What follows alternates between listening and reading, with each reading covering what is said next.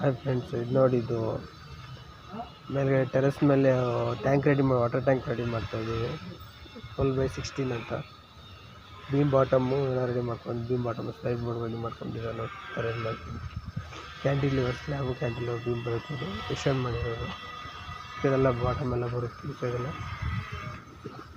Full ಸಂತೆ ಮತ್ತು 2 feet beam 2 feet ಬರುತ್ತೆ. 6 ಇಂಚಸ್ ಮೇಲ್ಗಡೆ ಇನ್ಕ್ಲೂಡಿಂಗ್ ಸ್ಲ್ಯಾಬ್ ತೊಗೊಂಡು 2 ಫೀಟ್ ಸಿಗುತ್ತೆ ಮೇನ್. ಈ ಥರ ಫುಲ್ ಈ ಥರ ಹಿಂದೆಯವ್ರು ಮಾಡ್ತಾಯಿದ್ರು.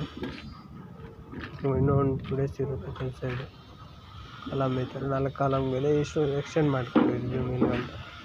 ಆ್ಯಸ್ ಪರ್ ನಮಗೆ 3000 ಲೀಟ್ರ್ ಕೆಪಾಸಿಟಿ ಟ್ಯಾಂಕ್ ಮಾಡ್ತಾರೆ. 6 ಫೀಟ್ ಆಯ್ತಲ್ಲ, ಅದು ರೆಡಿ ಮಾಡಿದ್ವಿ ನೋಡಿ. ಅಲ್ಲಿದೆ ಟ್ಯಾಂಕ್ ರೆಡಿ ಆಗಿದೆ. 60 ಫೀಟ್ ರೆಡಿ ಮಾಡ್ತಾಯಿದ್ದೀವಿ. ಈ ಥರ ಇದು ಸೆಂಟ್ರಲ್ ಒಂದು ಬೀಮು, ಈ ಸೈಡು ಈ ಸೈಡ್ ಇದು ಕೂಡ ಬೇನೆ